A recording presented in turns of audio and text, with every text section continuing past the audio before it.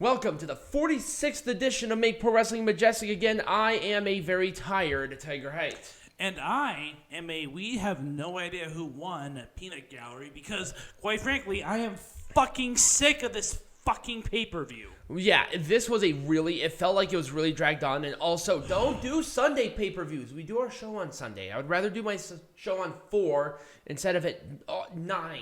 Right. It's a lot. Yeah, it's a lot. I've had way too much wine. Also, this pay-per-view has not been good. It was fine. I liked the pay-per-view. It just felt really long. We'll go into it so we can piss off a lot of AEW fanboys. Also, just an FYI, we're not going to be separating out the matches. We're just going to do them all in one. Oh, perfect. There we go. Or do you want to do them all? Doesn't matter to me. Whatever fuck it. We're just going to separate them. So, let's start with our first match, which was Leyla Hirsch taking on Kris Statlander. Oh my god, this match was awful. It wasn't awful. Well, it was. You didn't. I know why you didn't like it. Just say why you didn't like it. Oh, you mean because of Leyla Hirsch's choice of dress? Yes. So Leyla Hirsch is a Russian American. She was born in Moscow and she was adopted by an American family at the age of 8. She wore the Russian flag on her gear like she has forever, and given the current conflict, obviously there might be some contention. Here's the difference, and I told you this. She does not portray a Russian. She's just Russian. I understand that, but remember, the average American is a fucking moron. That is true. So I don't know why you were getting offended, because to my knowledge, you're not a moron. Well, also because I know that a lot of other people are going to get offended by it. Whatever. There were a couple of sloppy spots, but overall the match was not bad. It was terrible. I feel like it. I feel like maybe it was a little long. I don't know. This was the buy-in. You were too distracted by Leyla Hirsch's gear to really get the context of the match. Well, all the slips and shit, right? Yeah, they slipped a couple of times. Yeah, it was pretty bad. But they had some stuff that was good. I mean, with every match there was good and bad stuff. It was a moonsault, which actually looked really good for Leyla Hirsch to win. That moonsault was actually not bad. Yeah, it was a good moonsault. And especially of the rest of Leyla Hirsch's stuff where she's all ground and pound, and then the finisher being a high-flying move, it makes sense. So, overall, I personally like the match. I'll fully give it a thumbs up. What would you give it? I'll give it a thumbs medium. An Orange Cassidy thumbs up or an Orange Cassidy thumbs down? An Orange Cassidy thumbs medium. Okay. All right, Gallery. Let's make this shit majestic again. I think this is the first time I think that we have to make AEW majestic. Where we actually have a couple of points to talk about and like to really dive deep into it and get into it. So, the problem with this match is everything before it kind of killed the crowd. Now, the crowd was getting back into it. Let me give you a little bit of context as to where I'm coming in from. So, I've watched AEW for a couple of years now. And after a certain point in time, you kind of have an idea as to how these matches work. Like, you have an idea of, like, how certain matches are going to go based on what's been happening, right? Am I wrong? No. And so I think what is really killing me right now is that I'm starting to get to that point in AEW where everything is just becoming predictable. Where I kind of know exactly who is going to win what matches at what points in time. Okay, I do understand. I mean, with WWE pay-per-views, I'm like 90% correct as far as like who wins which match because it's so fucking obvious. But the problem is that the predetermined aspect of professional wrestling should not dictate on your perception of the actual thing. Well, it does. That's the problem. That's your problem. Well, I know who is going to win. Enjoy the ride, not the destination. Enjoy the ride, not the destination. And that's the problem here. But you see, I think at that point, if you kind of know how, I think if you know who wins, you know how the structure of the match is going to go. But once again, even if you know exactly how it's going to go, enjoy the ride. It's not that I don't enjoy it. It's just that it's so predictable. And here's the thing. That it becomes okay, well, this is going to happen, this is going to happen, that's going to happen. You know, I'm going to give you a metaphor that I think will be appropriate for what I'm saying. Look at professional wrestling like going on a roller coaster. You know, you can visually see what's going to happen on the roller coaster. You know you're going to start from the gate and you're going to end at the gate. The enjoyment comes from going around everything. That's what professional wrestling is. Okay. Or look at a play. You know what's going to happen. You know how it's going to end. Enjoy the ride. Let's also talk about the fact that the professional wrestling community on the internet is so toxic. Oh yeah, people were trying to defend like a lot of different things, which was stupid. All right, so anyways, let's eviscerate this show. I know, but we wanted to start it with this preface, but I'm just letting you know. Yeah. Think of pro wrestling that way. That's why I think I enjoy pro wrestling more than you do, because I'm looking at it that perspective. So when it comes to Adam Cole, I knew that reDRagon was going to interfere. It was stupid. I wouldn't have had them interfere. Now, if they were going to interfere, I would have had them interfere, right? Whatever. But I would have had them been thrown out instead of the hoggly boosh and them moving tables and all this bullshit that they did. Instead of without the referee doing a damn thing. Oh, I know, that was really annoying too. How many times throughout the show did the referee see something happen and fail to do anything about it? Like at least 5 times. Yeah, easily. So these referees are trained by the NFL or something, because these people are fucking blind. They are so blind, awful. and unfortunately, that's the kind of stuff that's going to hurt Hangman Page's title run. It's going to hurt AEW. Yeah, in general. It's going to hurt AEW. It's like you see these guys, and you know it's going to be a good match. Have them have a match. Now, in interference does not hurt. I don't need it. Well, it hurt this match. No, it hurt it because they did it like 3 times. Yeah, exactly. Do it once, and then be done. And then have Dark Order come out and do their little snafu and then have them fuck off. I would have been okay with it. But not only did they do the interference, but then they also moved the table. And then they also tried to interfere again until Dark Order came out. That's what happened. They interfered 3 times. Yeah, they did. That's not what you're supposed to do. Right, exactly. No, I agree. Because it made Adam Cole look weak. Yep, it made Adam Page look weak too. Because, heaven forbid, Adam Page cannot win a match without his friends helping him out. Right. It's like, no. Can Adam Page not defend himself? Is he not a fighting champion? Right. I mean, I expect that from a chicken shit heel like Roman Reigns, but not from a babyface like Adam. Is Adam Page even a babyface at this point? I don't know. What is Adam Page? And that should not be your perception coming out of a title match like this. Right. Where Adam Cole is a clear heel. He is. So having his friends come out and help him, that's perfect. Once. Not 3 times. I know. Because the referee saw it all 3 times. Now, if the referee didn't see it, fine.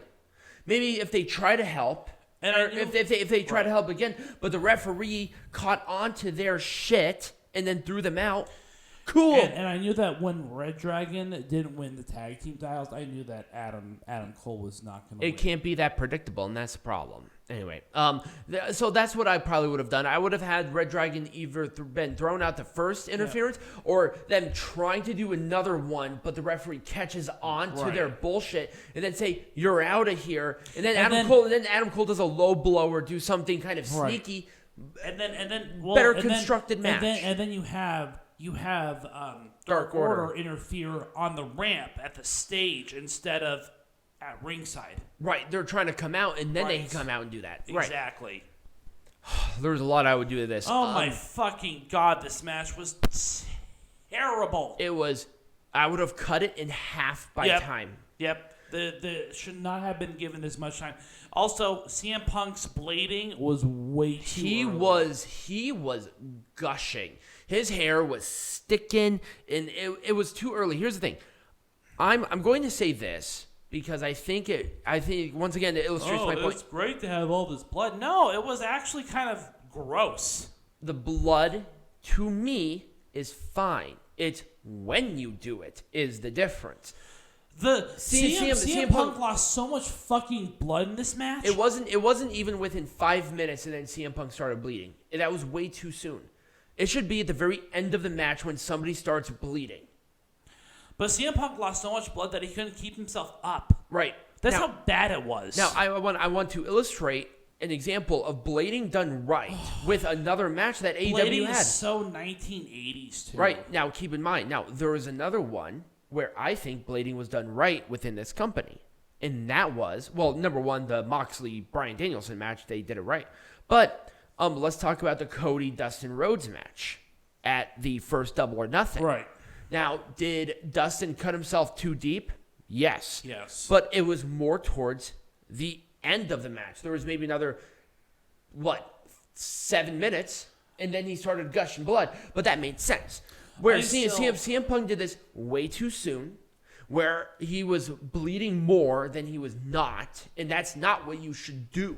That's not how it should be. I mean, I personally have a moral obligation towards blading, just in general, because I don't like the practice of blading. If you want to get cut, you're getting cut the hard way. Right, exactly. I mean, that's my point. You shouldn't make yourself cut. That's not... There was a way to There's a better way to do it. There was a way to hit somebody. But anyways, I have a moral obligation towards blading. And I think that you don't have a moral obligation. You have a moral issue with it, because an obligation means that you have a duty or something. Yeah, so I have a moral issue towards blading, just in general. I don't see. I mean, I understand it. I just don't care. You can have a good match without blood. Of course, AEW. This was a dog collar match. I know the AEW incels they want blood. This is a dog collar match. They'll never see blood come out of a female in their life. I can Anyway, there was a lot of thing here. Cut it in half. I don't particularly mind the blood. Right. Just do it at the end of the match instead of at the very beginning of the match. Unless a person is bleeding accidentally, right? Then cool, right? Then whatever, right? That's different. Again, interferences ruined this match. Yep, the interferences ruined this match. Britt Baker is more than capable of taking care of herself. She's a big girl. She can take care of herself. She has a doctorate, for God's sake. Like, come on. Well, again, you just have to have these fucking... Also, the orientation of this match was really hurting it, because I think this was right after the dog collar match. Yeah, this was right at... No. Yes, it was right after the dog collar match. So it just really hurt because of the orientation of the matches. Yeah, so this was kind of a sleeper. This was a sleeper. Yep, this was a title match should not be a sleeper match. No, it should not. This was awesome. I think this was a perfect placement. It was a good opener. It was bruising, but it wasn't bloody, which I really enjoyed. So because these two definitely had like a blood rivalry. They were like in each other's faces. Mm-hmm. They explained it really well. But they didn't have to bleed in order to tell the story. Now they bruise each other up. Like, they're feeling that tomorrow, especially Eddie Kingston. He had a huge bruise on his eye. Now, of course, we got to talk about the fact that there were some pretty dangerous spots in this match too. Literally, the first move of the pay-per-view was a concussion. Well, he was not concussed. It was really scary. It was the concussion waiting to happen. It was like Madcap Moss landing on his head, but that was a lot scarier. Right, but it was pretty scary. Like, you knew that this match be off to a good start. This match set a really high bar for the rest of the show. Did. And I think it kind of spilled into a lot of the other matches because these two had a really good match. I loved this match. But it just set such a weirdly high expectation for me. I liked it. I didn't love it. And the only reason I liked it was because it was actually a good match. What I didn't like about it was, of course, the spots were a little more on the dangerous side. And I know that Chris Jericho and Eddie Kingston can handle it, but it was just like, whoa, let's slow down a little bit because this was the curtain jerker. Maybe you're sitting there saying this was not entirely necessary. Right. I can see that. This was awesome. This was my favorite match of the night. I'm going to have to agree with you. He's like, oh, well, what about this blading? But this one made sense. And it wasn't until much later in the match either. Right. Moxley just bled a lot. Mm-hmm. That was it. And also, Bryan Danielson is a very close-up fighter. So, of course, he's going to get covered in somebody else's blood because he's, like, doing grapples and stuff against a bloody guy. You don't think that's going to get smeared on you in, like, 2 minutes? It was a classic wrestling match, and that's what I wanted. But also... John Moxley is not known for his classic wrestling matches. But also, what I really liked about this, it wasn't just a classic match. It was a brutal match. It was. They fought each other. Yeah, this was a fight. This was a brawler match and a technical submission match. It was a lot of fun. I really enjoyed the whole experience of this match. I like this match. I know you don't like Spot Fest matches. This was a Spot Fest. It was the Young Bucks are obviously they're the Spot Fest queens. The queens. And you got reDRagon, who would be a great. If it was just reDRagon and Jungle Boy and Luchasaurus, I would have loved this match. I don't know why the Young Bucks were added to this match. I feel like it was kind of unnecessary. It was very unnecessary. The way that this match just set itself up was just terrible. Too. Right. Now, here's what I would have done. I would have done reDRagon versus Jurassic Express for the titles. Young Bucks come out, pretend like they're going to help reDRagon, but yet screw them.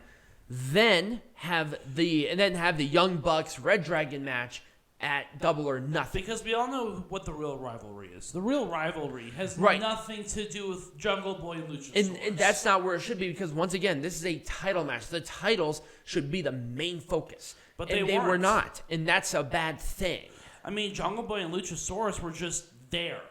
And, I feel like they were just there, right? And the real rivalry was reDRagon Young Bucks. And also the Jurassic Express shined in this match. I thought they did the best. They did, but it was distracting to have the rivalry between the Young Bucks and reDRagon take place at the same time. I can agree with that because it took away from Jungle Boy and Luchasaurus. I can agree. I can 100% agree with that. 100%. Jungle Boy and Luchasaurus should have had their own match with somebody else. Yep. This should have been on the pre-show. I don't know why this wasn't. Absolutely. This should have been on the pre-show. Or have Sammy Guevara defend the title against somebody. But this was... Well, here's the thing about this match. It was just like a sleeper before the main events. Right. I mean, that legitimately what it was. I just don't like sleepers. It's just like, it doesn't make any sense to me. It's like trios, whatever.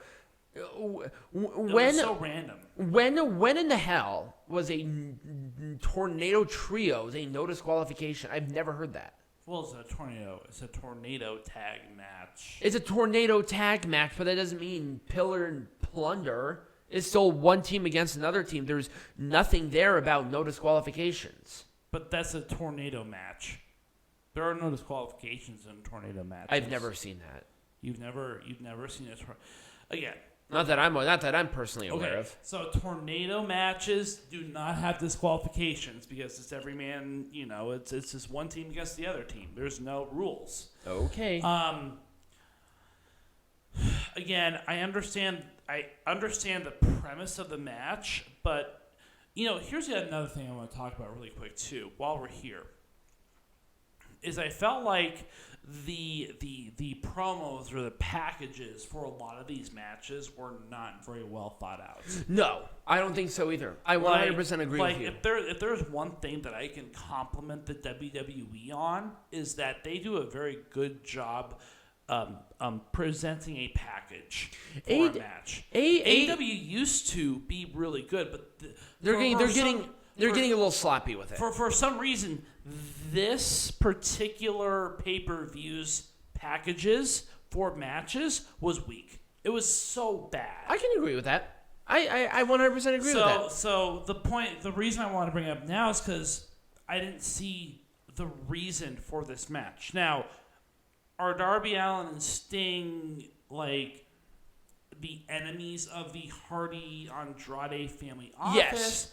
Why are Andrade and Matt Hardy working together now? Like what's the arc? So the arc right now is that the Hardy family office have a working relationship with Andrade, which is why it's now AHFO, because they had the working relationship. Mm-hmm. Darby Allin and Andrade have been having a rivalry, and with Sammy Guevara involved in some way, shape, or form. I kind of wish they talked about the rivalry or the tension between Guevara and Darby Allin more, and also why were Isaiah Cassidy and Sammy Guevara, who's a champion, why are they taking a backseat? And why is Andrade Alidolo not with House of Black? Like, has he ever been part of House of Black? No. Oh, he's never been House of Black. Well, no, he was tagging with them when they were in that rivalry, but he was never officially a member of the House of Black. Well, see, and that's not the thing, is that I want to know what the arc is like now. They put them together because there was the tie-in between Queen Zelina, because that was the talk of the town at that time. But you know, like the point being is that I wanted a little bit more information. Right. Of a novice who's watching this show. I almost expected more information. I was surprised there were 3 matches in the pre-show. Right. And that kind of sucked, actually. Once again, this match should have been in the pre-show. Or it shouldn't have existed at all, because they had maybe, 2 weeks of promo on this? Ty Conti and Jade Cargill are not ready to carry a match. No.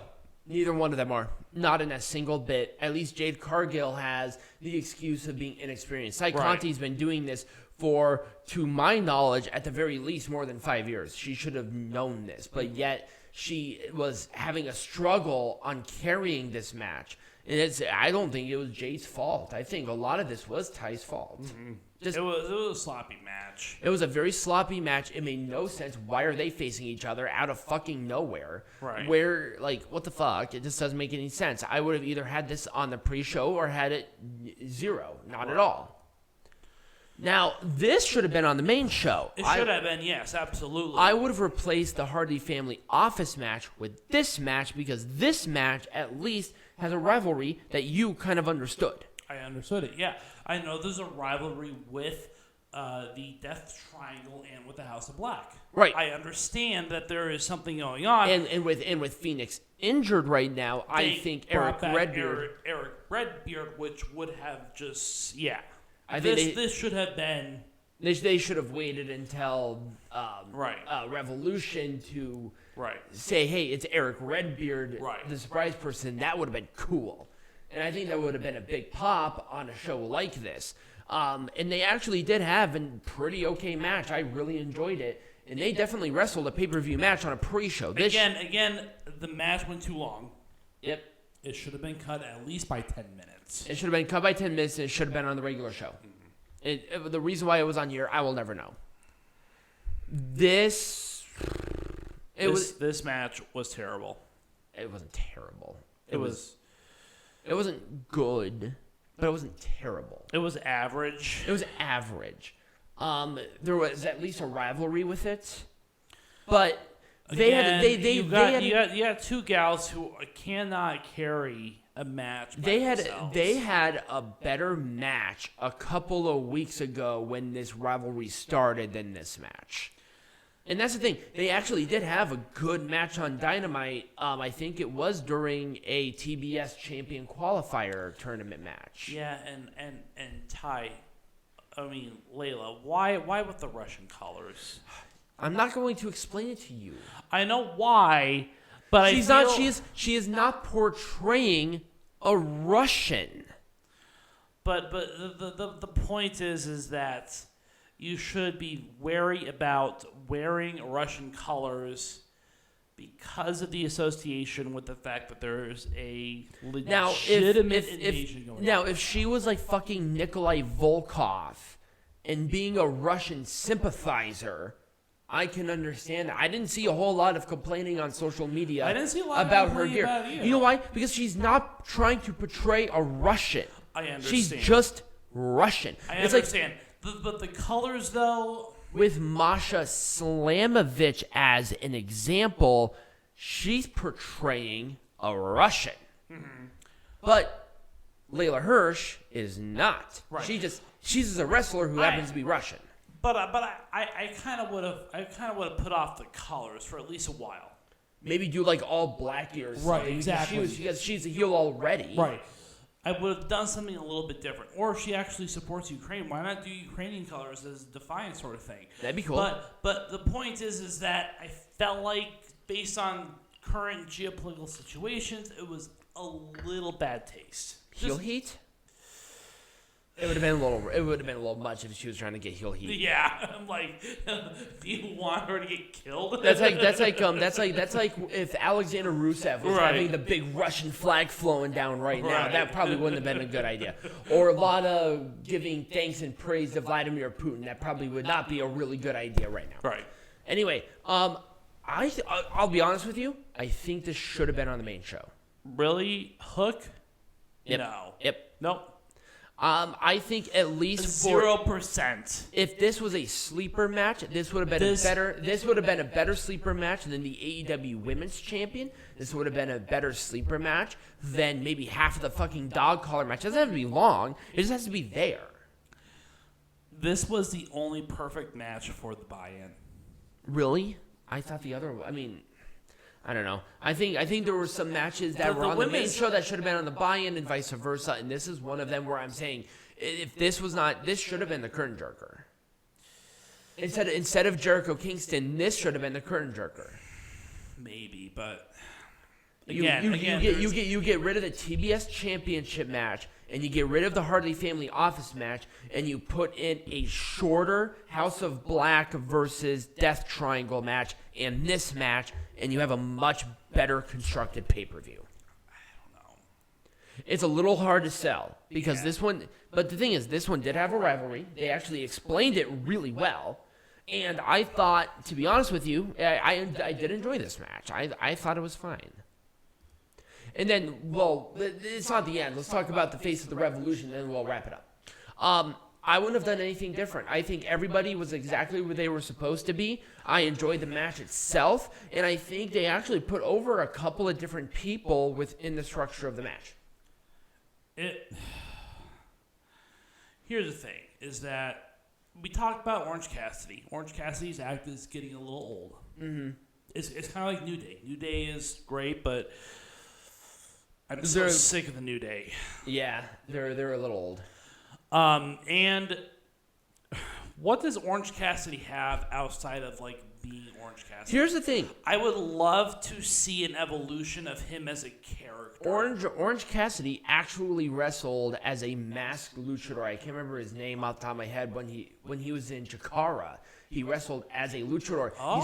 He's actually a very, very good wrestler. He just found this gimmick and it works. Well, it worked. It worked. I'll be honest with you. I'm kind of in the same boat. Orange Cassidy for me, it's like, whatever.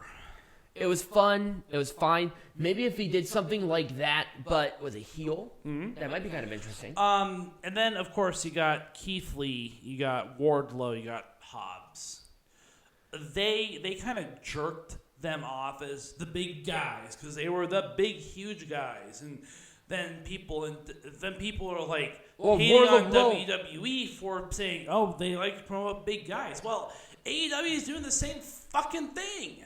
Well, because they're like, "Oh man, well Keith Lee is just like the guy coming from WWE." Right. Powerhouse Hobbs and Wardlow just have that sort of charisma that makes them really popular right now. And that's why one of them won. Was because Wardlow is they're not promoting Powerhouse Hobbs and Wardlow because they're just big. Right. There's a lot more to Wardlow and Powerhouse Hobbs. There is. They just happen to be young and big. Right. That's it. Exactly. But they're promoting them like, oh, they're the big guys. They're the huge guys. They are the big guys. They are the huge guys, but they're also good. That's the thing. Right. This is not a Lex Luger situation. Right. They're not bad wrestlers. Right. They have charisma. They have presence. They're just wrestlers who happen to be big. They're not big guys who are made as wrestlers. Right, and then you got Christian, and then you got... Christian was there to lead the match because he had the experience. And then Ricky Starks was there because they wanted more people on the Team Taz heels. Ricky Austin Theory. Yes, basically. they like to jerk him off. And Orange Cassidy was there because Orange Cassidy, albeit his act getting kind of stale for me, he's still popular. So they wanted him at least on there to get that pop in every single match. I understand why. I do. I'm not going to be too nitpicky about it personally. I wouldn't have changed anybody out of the face of the Revolution ladder match, and I would have done a surprise maybe. I give it a thumbs down. I gave it a thumbs in the middle. But that's probably what I would have done. Overall, I did enjoy the pay-per-view. I did. It was kind of long. Revolution. Okay. It was a little long. People are saying, "Oh my God, it's the greatest thing of all time," right? It's not. 100% no. This pay-per-view, because I'm starting to understand the formula of AEW is now starting to become old. No, I've seen AEW do amazing things. And what about the debut with Bryan Danielson and Adam Cole? That was a much different pay-per-view. I enjoyed that one a lot more. By a mile. This one. No, people are enjoying this one a lot more. Really? Are they stupid? No, they are. But anyways, the point being is that AEW has found its formula. And I have found the AEW formula. And therefore, I will now start to be a lot more critical of the AEW formula because it is AEW formula. I want AEW to continue to surprise me like they have always done. And I don't want predictability. Can we also put the fucking pay-per-views on Saturday again? Yes, like, seriously. come on. I understand Sunday pay-per-views and whatever, but for God's sake, don't put on a 5-hour whatever. It's so annoying. WWE's at least been good about keeping it down really short. Mm-hmm. To where they at least end it at like 7:30 instead of 9. But beggars can't be choosers. Ugh. Anyways, Revolution, it was pretty average for me. I'm going to give it a thumbs. I liked it more than I didn't. I'll give it a thumbs up, but that's being nice. Yeah. It's AEW is predictable now. Yep. That's it. Right. So, Peanut Gallery, what are we talking about next week? We're not sure. To be determined. To be determined. We'll let you guys know. But if you did enjoy this, remember to like, follow, subscribe, share with all your friends, become a patron. There's going to be a link tree down below. Check everything out. And as always, be majestic.